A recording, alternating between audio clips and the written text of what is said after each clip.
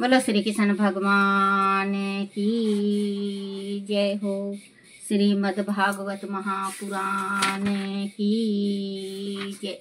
श्रीमद् भागवत महापुराण में 70वां अध्याय पूर्वा पुत्र आयु के वंश का वर्णन करना। श्री सुखदेव जी ने कहा, परीक्षित, पूर्वा का बड़ा पुत्र आयु था।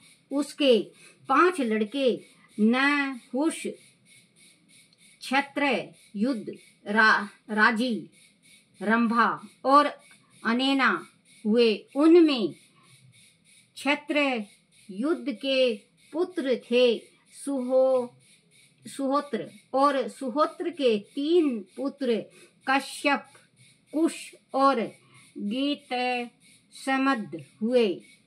गीतसमद का पुत्र हुआ सुनक। इसी सुनक के पुत्र ऋषिग वेदियों में श्रेष्ठ मुनि शौनक जी हुए। कश्यप का पुत्र काशी, उसका पुत्र राष्ट्र, उसका पुत्र दीर्घतमा और उसका पुत्र धनतरी हुआ। धनतरी को ही आयु वेद का प्रवर्तक माना जाता है। उन्हें यज्ञ भाग के भोक्ता श्री हरि वासुदेव का अंश माना जाता है। उनके स्मरण मात्र से ही सारे रोग नष्ट हो जाते हैं। धनतरी का पुत्र हुआ केतुमान, और उसका पुत्र था भीमरथ। भीमरथ का पुत्र दियोदास हुआ, और उसका पुत्र हुआ घुमान, जिसे ने प्रदर्तन भी कहते हैं, प्रतदर्तन भी कहते हैं। यही युगमान शत्रुजित, वत्सल, ऋतु ध्वज और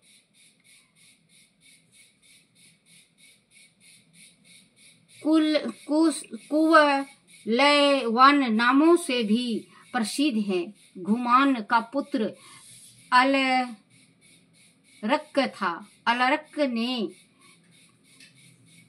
66,000 वर्ष तक युवा रहते हुए पृथ्वी का राज किया था।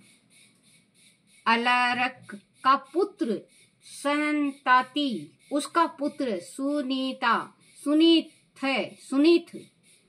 उसका पुत्र सुकेतन, उसका पुत्र धर्म केतु और उसका पुत्र सत्यकेतु हुआ।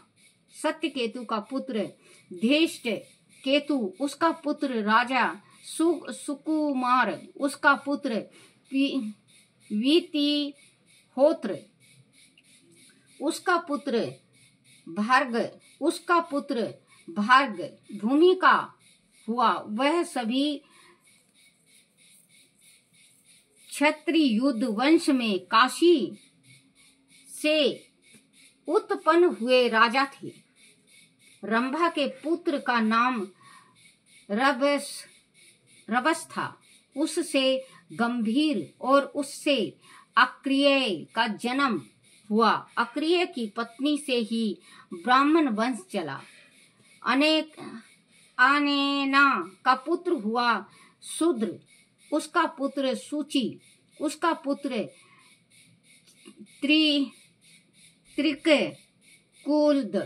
त्रिकुल्द, उसका पुत्र धर्म सारथी और उसका पुत्र शांतराय हुआ। शांतराय आत्मा ज्ञानी व्यक्ति राजी के आत्मा ज्ञानी थे। उन्हें संतान की कामना नहीं थी। उन्होंने वैराग का मार्ग चुना। राजी के अत्यंती तेजस्वी 500 पुत्र हुए थे। देवताओं की प्रार्थना से राजी ने दैत्यों को पराजित कर इंद्र को स्वर्ग का राज्य दे दिया था, परंतु इंद्र दैत्यराज प्रहलाद आदि से बड़ा भयभीत रहता था। इसीलिए उसने स्वर्ग का राज पुनः राजी को लौटा दिया था। उसने राजी के चरण पकड़कर प्रार्थना की थी कि वह ही उसके रक्षक बने। जब राजी की मृत्यु हो गई तब इंद्र ने राजी के पुत्रों से स्वर्ग का राज वापस मांगा, पर उन्होंने स्वर्ग का राज उसे नहीं दिया। वह स्वयं ही यज्ञों का भाग ग्रहण करने लगे। तब इंद्र की प्रार्थना पर बृहस्पति जी ने अभिचार विधि से यज्ञ किया और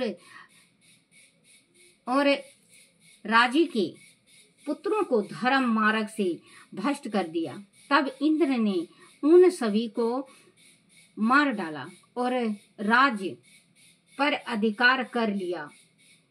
क्षत्र विद्या के पुत्र कुश का पुत्र प्रीति हुआ और उसका पुत्र संजय, उसका पुत्र जय, उसका पुत्र कीर्ति, उसका पुत्र हार्य वन, उसका पुत्र सहदेव, उसका पुत्र हीन, उसका पुत्र जय सेन, उसका पुत्र संकीर्ति और उसका पुत्र जय हुआ। इस वंश परंपरा में यह सभी राजा हुए। बोलो श्री कृष्ण भगवान की जय हो। श्री भागवत पुराण में 18वां अध्याय राजा ययाति का चरित्र। श्री सुखदेव जी ने कहा, परीक्षित, आयु का बड़ा पुत्र नहुष था। नहुष के वंश में अनेक प्रसिद्ध राजा हुए हैं। नहुष के 6 पुत्र थे, यति, ययाति, सन्याति, अयाति, वियाति और कृति। नहुष अपने बड़े पुत्र याति को राज देना चाहते थे, परंतु उसने स्वीकार नहीं किया। वह धार्मिक विचारों का था। राज पाने का परिणाम यह जानता था। राजा एक ऐसी पहेली है जिसमें उलझ जाने वाले प्राणी आत्मा स्वरूप को कभी नहीं जान पाता। उसे पता था कि उसके पिता नहुष इंद्र पद पर रहते हुए इंद्र की पत्नी सची से बलात् सहवास करना चाहता था, जिस कारण उसे इंद्र आसन से गिरना पड़ा था और आज घर का जीवन बिताना पड़ा था। इसीलिए उसने राज्य भार लेने से मना कर दिया था और साधना करने वन में चला गया था।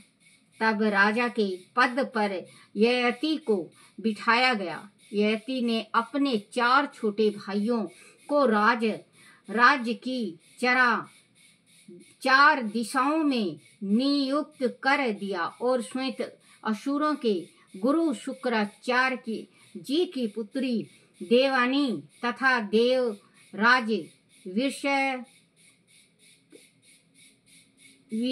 विषपारा की पुत्री शमिष्ठा को पत्नी रूप में स्वीकार करके राज्य संचालन करने लगा। राजा परीक्षित ने पूछा, मुनिवर, शुक्राचार्य जी तो ब्राह्मण थे और ययाति क्षत्रिय, फिर उनका परस्पर यह प्रतिकूल विवाह कैसे हुआ? श्री सुखदेव जी ने कहा, राजन, दानव राज विषपारा की कन्या शमिष्ठा बड़ी माननी थी। एक दिन वह अपनी सहेलियों और अपनी गुरुपुत्री देवानी के साथ एक उद्यान में स्थित सरोवर में जल क्रीड़ा कर रही थी। उसी समय उधर से भगवान शंकर अपनी धर्मपत्नी पार्वती जी के साथ आ निकले। उन्हें देखकर लज्जित हुई समीठा और देवयानी अपनी सखियों के साथ शीघ्रता से किनारे आई और अपने वस्त्रों को पहनने लगी। जल्दी में समीठा देवानी के वस्त्र पहन लिए। इससे देवानी ने क्रोध में भरकर समीठा को फटकारा। हाय हाय, देखो तो इसने कितना अनुचित कार्य कर डाला है। जैसे सामन यज्ञ का अभिषेक उठा ले जाए, वैसे ही इसने मेरे वस्त्र पहन लिए हैं। जिन ब्राह्मणों ने अपनी तपोबल से इस संसार की सृष्टि की है, जो परमात्मा के मुख्य रूप हैं, जिन्हें आप भगवान भी पूजते हैं, उन्होंने मनुष्य के कल्याण के लिए वैदिक धर्म का प्रचार किया है। बड़े बड़े लोकपाल इंद्र और ब्राह्मण भी जिनकी पूजा करते हैं, उन ब्राह्मणों में हम सबसे श्रेष्ठ भृगुवंशी हैं। फिर भी इस नीच ने जो हमारे चरणों में पड़े रहते हैं, मेरे वस्त्र पहन लिए हैं, इसे लज्जा भी नहीं आती। देवानी ने समीठा को इस प्रकार भला बुरा कहा तो उसे भी क्रोध आ गया। वह बोली, अरे भिखारिन, तू क्या बक बक कर रही है? तू जैसे ब्राह्मणों की बक बक कर रही है, तू जैसे ब्राह्मणों की औकात ही क्या है? जैसे कोए और कुत्ते रोटी के टुकड़ों के वास्ते हमारे दरवाजे पर खड़े रहते हैं, वैसे ही तुम भी अपने जीवन यापन के लिए हमारे घरों की ओर ताकती रहती हो। समीठा ने इस प्रकार क्रोध भरी बातें कहकर उसे धक्का देकर पास के एक कुएं में धकेल दिया और अपनी सखियों के साथ वह वापस लौट गई। समीठा के चले जाने के बाद संयोगवश उधर से महाराजा ययाति शिकार खेलता हुआ आ निकला। उन्होंने दूर से ही देवानी को कुएं में धकेले जाते देख लिया था। वह कुएं से बाहर निकाल देवानी ने राजा ययाति को प्रेम धकेले जाते देख लिया था। तत्काल वापस आए और वस्त्रहीन देवानी को अपने दुपट्टा देकर उसे हाथ पकड़कर कुएं से बाहर निकाला। देवानी ने राजा ययाति को प्रेम भरी दृष्टि से देखकर अपना परिचय दिया और कहा, हे वीर शिरोमणि राजन, आज आपने देववास मेरा हाथ पकड़ा है, अब इसे कोई दूसरा ग्रहण नहीं कर पाएगा। हे वीर श्रेष्ठ, पहले मैंने बृहस्पति के पुत्र कच्छ को श्राप दिया था, बदले में उसने भी मुझे श्राप दिया था। इसी कारण कोई ब्राह्मण मेरा पानी ग्रहण नहीं कर सकता। शास्त्रों के प्रतिकूल होने पर भी परमात्मा ने आपके साथ ही मेरा संबंध रचा है। आप मुझे स्वीकार करें, तब मैं तुम्हें अपनी संबंध रचा है, आप मुझे स्वीकार करें। ययाति ने देवानी की बात मान ली और कहा, तुम्हारे पिताश्री जब कहेंगे तब मैं तुम्हें अपनी अर्धांगिनी बना लूंगा। परंतु देव गुरु बृहस्पति के पुत्र कच्छ ने तुम्हें श्राप क्यों दिया था? यदि अनुचित न समझो तो मुझे बताओ। देवानी ने कहा, देवगुरु बृहस्पति का पुत्र कच्छ मेरे पिता से मृत्यु संजीवनी विद्या पढ़ने आया था। अध्ययन समाप्त करके जब वह घर जाने लगा तो मैंने उसे के सम्मुख पानी ग्रहण करने का प्रस्ताव रखा। इस पर गुरु पुत्री होने के कारण उसने मेरा प्रस्ताव ठुकरा दिया। इस पर मैंने उसे श्राप दे दिया कि तुम्हारी पढ़ी हुई विद्या निष्फल हो जाए। तब कच्छ ने भी मुझे श्राप दिया कि कोई भी ब्राह्मण तुम्हें पत्नी रूप में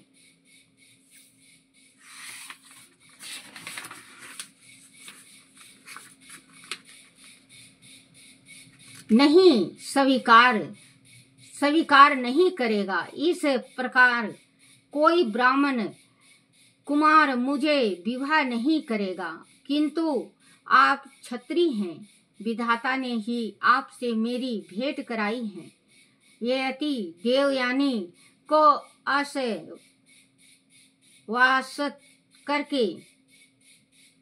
आश्वासन करके चला गया। देवानी रोते रोते अपने पिता के पास पहुंची और उसने शर्मिष्ठा के व्यवहार और राजा ययाति से भेंट का सारा समाचार उन्हें सुनाया। बोलो श्री कृष्ण भगवान की जय हो। श्री कृष्ण गोविंद हरे मुरारी, हे नाथ नारायण वासुदेवाय, हे नाथ नारायण वासुदेवाय, हे नाथ नारायण वासुदेवाय। श्री कृष्ण गोविंद हरे मुरारी, हे नाथ नारायण वासुदेवाय। बोलो श्री कृष्ण भगवान की जय हो।